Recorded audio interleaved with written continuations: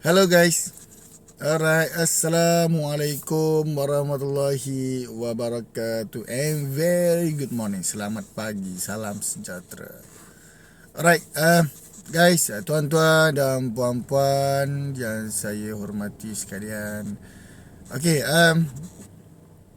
saya perkenalkan diri saya dulu. Okay, saya Muhammad Syahri bin Ali, merupakan pensyarah kanan di Jabatan Kejuruteraan Perkapalan Politeknik Ungkuama Ipoh Perak. Okay.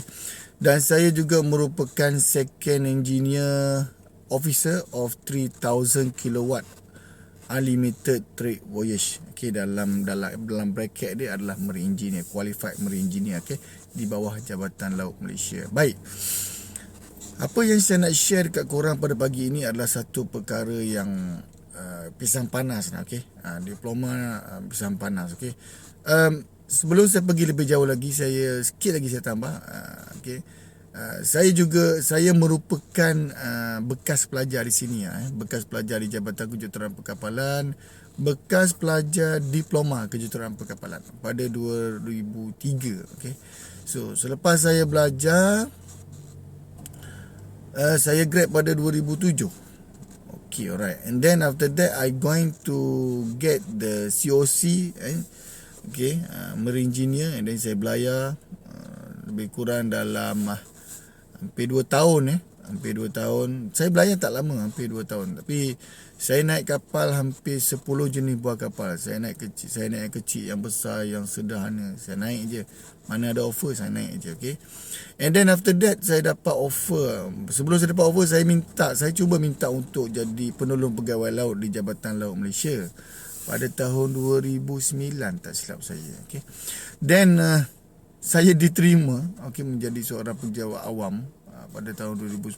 Jadi pada ketika tu saya fikir, kalau tak ambil ni nanti blacklist saya ni. So saya ambil. Bila saya ambil, maknanya saya pencen belayar, okay. So saya dah dapat fourth class engineer pada ketika tu, okay.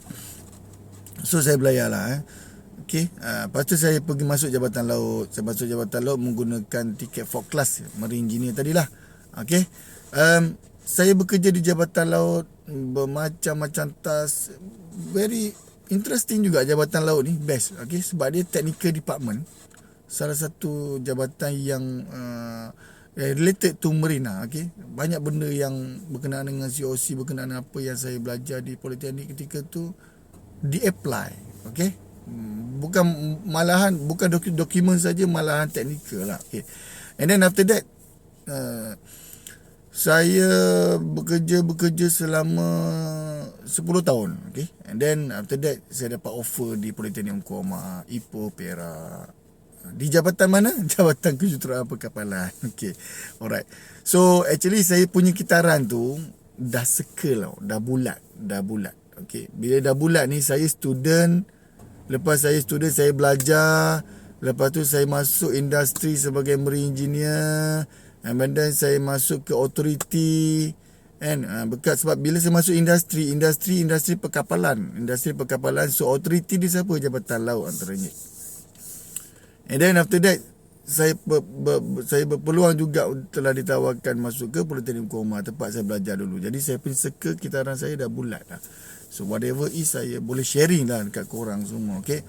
Baik, apa yang saya nak sharing dekat korang semua adalah Diploma in Marine Engineering ni salah satu diploma yang powerful lah, because you akan belajar mechanical, you akan belajar electrical, elektronik dan lain-lain lah, okay. Sebab tu, kalau pelajar Diploma Kejuruteraan Perkapalan ni, dalam konteks MQA, dinama dia Diploma in Marine Engineering. Tapi dalam konteks Jabatan Laut, because Jabatan Kejuruteraan Perkapalan ni, dia ada tiga badan yang audit dia, okay? 3 badan yang audit. Yang pertama adalah apa? MQA ni Badan Malaysia Qualification Agency. So dia audit diploma itu sendiri. So diploma qualified lah. Okey, yang kedua adalah daripada Jabatan Laut. So Jabatan Laut dia audit apa? Dia audit, nama dia Officer in Charge of Engineering Watch of 750 kilowatt Unlimited Trade Voyage. Okey, dalam arti kata lain adalah marine engineer. Okey.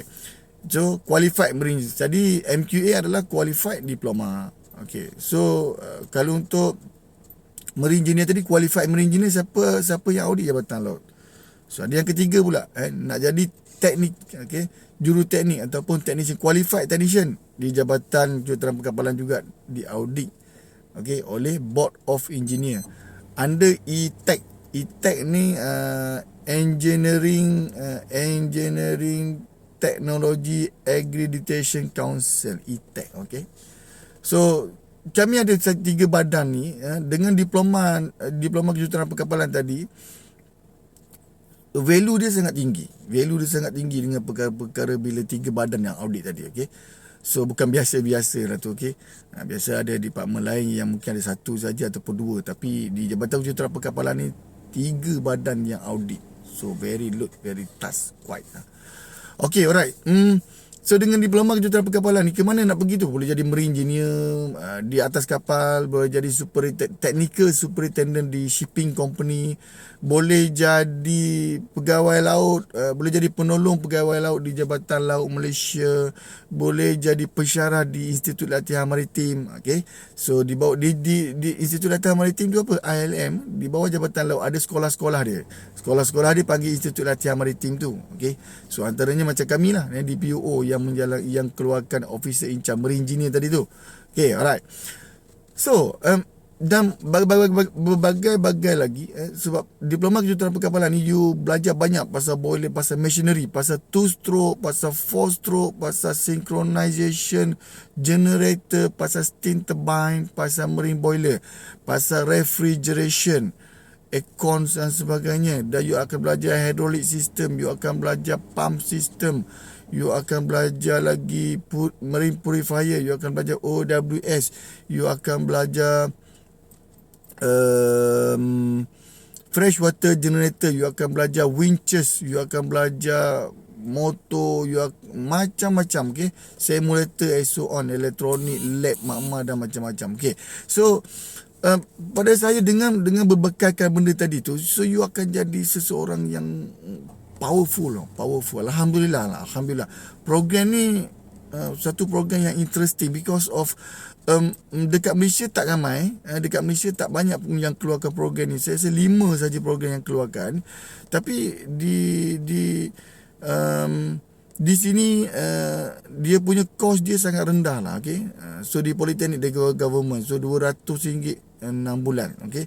So totally dalam diploma kejuruteraan perkapalan ni, untuk jadi qualified marine engineer ni, you akan berbelanja, you akan expenses about below 20,000 okay. Dalam 18-16 macam tu, tertaluk kepada perubahan semasa pasaran juga, sebab dia ada modular cost and so on, okay. Then selepas tu apa yang special dekat sini adalah kita ada 15 facility marine workshop. Apa keistimewaan dekat sini? Iaitu 15 facility workshop ni kita sama, ataupun machinery jentera kita ni sama macam di atas kapal dagang. Kalau ada machinery purifier, kita ada purifier. Kalau ada steam turbine, kita ada steam turbine. Kalau ada refrigeration, kita ada refrigeration. So dekat Politeknik PUO ni. So we are kalau saya boleh katakan, dulu saya pernah bekerja dekat Jabatan Laut, pergi audit di Myanmar, pergi audit kat tempat-tempat lain, okay. So PUO ni, sorry lah, bukan saya kata sebab saya belajar kat sini, tak, okay. Saya rasa standard PUO ni adalah standard di Asia Tenggara, tau. Bukan Asia Tenggara saja, sebenarnya PUO ni international standard, tapi facility dia the best in Asia Tenggara, macam tu, okay. Because of facility dia ada semua, dia ada 15 workshop. Jadi bila you belajar dekat sini, you tak culture shock bila you naik kapal. Yang tu kelebihan ni. Sebab apa? You dah belajar, you dah diajar dengan benda-benda macam tu, okay. So bila you keluar jadi marine engineer yang qualified, so you naik kapal dengan gaji yang sangat lumayan. Gaji dia bukan biasa-biasa lah, okay.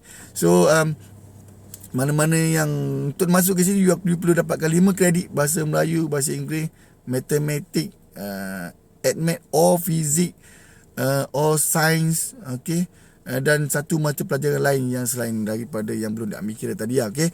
So please grab this kind of program to be a qualified marine engineer, because of banyak di luar sana yang nak masuk marine engineer, daripada beribu-ribu kita, tapi kalau kita akan ambil lebih kurang